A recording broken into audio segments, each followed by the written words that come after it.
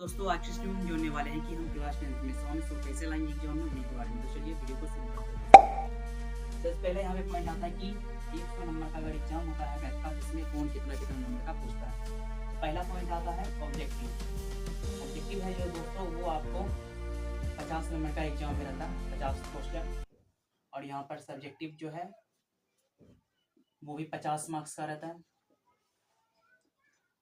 Objective भी 50 number का और सब्जेक्टिव भी 50 नंबर का। अब हमें ये समझना होगा कि ऑब्जेक्टिव में कौन कौन क्वेश्चन पूछे जाते हैं और कैसे कैसे पूछे जाते हैं। आप सब्जेक्टिव में कैसे कैसे क्वेश्चन पूछे जाते हैं उनके बारे में और कौन कौन सा बुक पढ़ना चाहिए ताकि हम ये सारा चीज़ कंप्लीट कर सके। ये मैथ का है क्लास 10th का। तो सबसे पहले हम ये जानेंगे ऑब्जेक्टिव के बारे में। ऑब्जेक्टिव में नंबर कैसे कैसे आता है एग्जाम में उनके बारे में। ऑब्जेक्टिव टाइप जो क्वेश्चन है दोस्तों इसमें आपको पहला पॉइंट आएगा फॉर्मूला। ऑब्जेक्टिव में जो भी क्वेश्चन पूछे जाते हैं 10th में उसमें पहला आता है फॉर्मूला, दूसरा थ्योरी और तीसरा पॉइंट आता है दोस्तों सॉल्विंग क्वेश्चन। Solving question. अब इन तीनों का मतलब समझते हैं। अब फॉर्मूला जो बोले ऑब्जेक्टिव में आता है, कभी कभी आपको पूछ दिया जाता है फॉर्मूला में कि क्लास 10th का ही फॉर्मूला ले लीजिए, ए एन बराबर क्या होता है, एस एन बराबर क्या होता है। इस टाइप का क्वेश्चन जो है आपको अक्सर बोर्ड एग्जाम में मिलते हैं फॉर्मूला से रिलेटेड। अगर आपको साइन थीटा का फॉर्मूला याद है, त्रिकोणमिति का फॉर्मूला याद है, तो आपको बहुत सारा क्वेश्चन आपको फॉर्मूला से ही मिल जाएगा। और तीसरा पॉइंट है दोस्तों, यहाँ सेकंड पॉइंट है थ्योरी। अब थ्योरी में क्या होता है कि बहुत सारी परिभाषा टाइप का क्वेश्चन होता है, जैसे कि दो पदों के बीच के अंतर को क्या कहते हैं, तो उसे हम सार्वंतर कहते हैं। इस तरह का परिभाषा टाइप क्वेश्चन भी आपको थ्योरी में पूछ सकता है। और तीसरा जो पॉइंट बताया है दोस्तों यहाँ पे सॉल्विंग क्वेश्चन, इसमें क्या होता है कि आपको दे दिया जाता है इसे करके, जैसे कि मान लीजिए यहाँ पे एपी बराबर मान लीजिए यहाँ पे इस तरह से दे दिया 2 4 6 8। अब इसका बोल देगा सार्वंतर क्या होगा।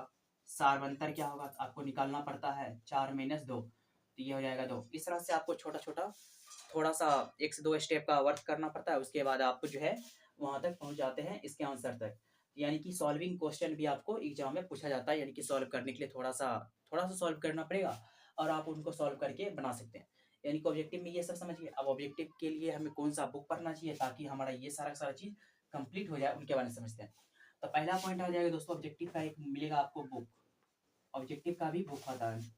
ऑब्जेक्टिव का जो बुक है आप मार्केट से खरीद सकते हैं, बाजार से। ऑब्जेक्टिव का जब बुक खरीदिएगा उसमें आपको चैप्टर वाइज वाला बुक खरीद लेना चाहिए ताकि आपको फायदा हो।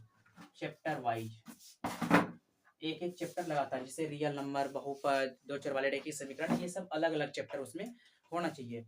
और दूसरा पॉइंट क्या है दोस्तों, जब आप इसको ले लेते हैं तो एनसीईआरटी बुक के पीछे में जो भी ऑब्जेक्टिव रहे, एनसीईआरटी बुक में जो भी ऑब्जेक्टिव रहे, ऐसे तो एनसीईआरटी बुक में उतना ऑब्जेक्टिव है नहीं, लेकिन फिर भी जो भी ऑब्जेक्टिव है आप उन सभी को प्रैक्टिस कर ले। उसके बाद तीसरा पॉइंट आता है दोस्तों एसएफ का बुक। अगर आपके पास एसएफ का बुक है तो इसमें आपको बहुत सारा ऑब्जेक्टिव का क्वेश्चन है आपके पीछे वाले पन्ने पे मिल जाएंगे, आप उनको एक बार देख के रिवीजन कर सकते हैं। तो आप जब इन तीनों का रिवीजन करिएगा तो आपका ये पूरा कंप्लीट हो जाएगा। और इन्हीं तीनों बुक में आपको बहुत सारे फॉर्मूला, बहुत सारा जो कहते हैं सॉल्विंग क्वेश्चन हो गया, ये सब चीज़ आपको मिल जाएगा। और एक और अंतिम और आखिरी पॉइंट है दोस्तों मॉडल पेपर। अगर आप मॉडल पेपर बनाते हैं तो मॉडल पेपर में क्या है कि आपको 5-5 सेट मिलेगा और उस पांचों सेट में आपको ऑब्जेक्टिव सब्जेक्टिव दोनों क्वेश्चन मिलेगा। जब उसका जो है आप ऑब्जेक्टिव बनाइए और ऑब्जेक्टिव बनाने के बाद क्या आपको फायदा होगा कि जब आप उसका ऑब्जेक्टिव बनाइएगा तो उसी में आपको फॉर्मूला, थ्योरी और सॉल्व वाला जो क्वेश्चन है वो तीनों चीज उसी में मिल जाएगा। ये तो हम समझ गए दोस्तों इनके लिए ऑब्जेक्टिव के लिए। अब हम जानेंगे सब्जेक्टिव के लिए। सब्जेक्टिव के लिए हमें किन किन चीज़ों की जरूरत होती है उनके बारे में। तो चलिए जानते हैं सब्जेक्टिव के बारे में।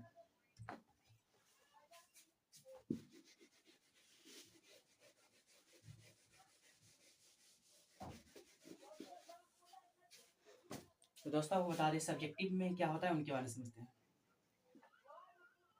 अगर सब्जेक्टिव में हमें 50 में 50 नंबर लाना है तो उनके लिए आपको सबसे पहला पॉइंट आता है एनसीईआरटी बुक। एनसीईआरटी बुक आपका अगर इस पे कमांड है दोस्तों, अगर एनसीईआरटी बुक पे कमांड है तो क्योंकि एनसीईआरटी बुक से सारा क्वेश्चन हो एग्जाम में भी पूछ दिया जाता है, इसलिए हम आपको बताना चाहेंगे कि एनसीईआरटी बुक को अच्छी तरह से कंप्लीट करके रखें। दूसरा पॉइंट आता है दोस्तों एसएफ का बुक। अगर एसएफ का बुक है तो आपको इसको पूरे का पूरा पढ़ना उड़ना बिल्कुल भी नहीं है, क्योंकि एसएफ के बुक में आपको बहुत सारे क्वेश्चन मिलते हैं बहुत ही लंबा, इसलिए आपको उसको पूरा पढ़ना ही नहीं है। तो आपको क्या करना है एसएफ में, सिर्फ और सिर्फ उसका रिवीजन करना। एसएफ का बुक लेना है, उसमें जो भी क्वेश्चन बना हुआ है बस हमें ये समझना होगा कि क्वेश्चन कैसे कैसे बना हुआ है, उनके बारे में बस समझना है एसएफ के बुक में। अब तीसरा पॉइंट क्या है दोस्तों, इसमें भी आपको मॉडल पेपर हो गया, इसमें आपको मॉडल पेपर खरीदना चाहिए। जब आप मॉडल पेपर ले लेते हैं तो आप इसमें डेली एक तरह से मानिए तो एग्जाम देते हैं। और उसके साथ साथ दोस्तों आपको हम ये भी बताना चाहेंगे कि डेली डेली जो है 1 से 2 चैप्टर एनसीईआरटी बुक का डेली बनाएं। एनसीईआरटी बुक का डेली बनाएं, यानी कि डेली जो है 1 से 2 चैप्टर डेली बनाने का फ़ायदा क्या होगा आपको, तो आप जब डेली बनाइएगा तो आपका प्रैक्टिस हो जाएगा। और प्रैक्टिस जब अगर एक बार हो जाए, जब आप एग्जाम में बैठिएगा एग्जाम देते टाइम, तो आपका जो है मात्र 1 से 2 मिनट या मुश्किल से 3 से 4 मिनट में आप कोई भी क्वेश्चन को आसानी से सॉल्व कर सकते हैं। क्योंकि जब आप रोज़-रोज़ बनाइएगा तो आपको पूरा-पूरा क्वेश्चन ही दिमाग में बैठ जाएगा कि कैसे-कैसे उसको हम बनाते थे, और आराम से आप बना सकते हैं। ये सब था दोस्तों सब्जेक्टिव और ऑब्जेक्टिव का, यानी कि सब्जेक्टिव में नंबर लाना है तो एनसीईआरटी बुक को पढ़ना पड़ेगा, एसएफ का थोड़ा सा रिवीजन कर लेना पड़ेगा, पूरा मॉडल पेपर बनाना पड़ेगा, डेली 1 से 2 चैप्टर एनसीईआरटी का बनाना चाहिए। और अंतिम और आखिरी पॉइंट है दोस्तों रिवीजन। जितना चीज़ पढ़े हैं उन सभी को एक बार रिवीजन जरूरी है। अगर आप रिवीजन करते हैं तो आपको ये सब चीज़ याद भी रहेगा। अगर आपको ये वीडियो पसंद आया दोस्तों, चैनल को सब्सक्राइब जरूर करें। मिलते हैं अगले वीडियो में।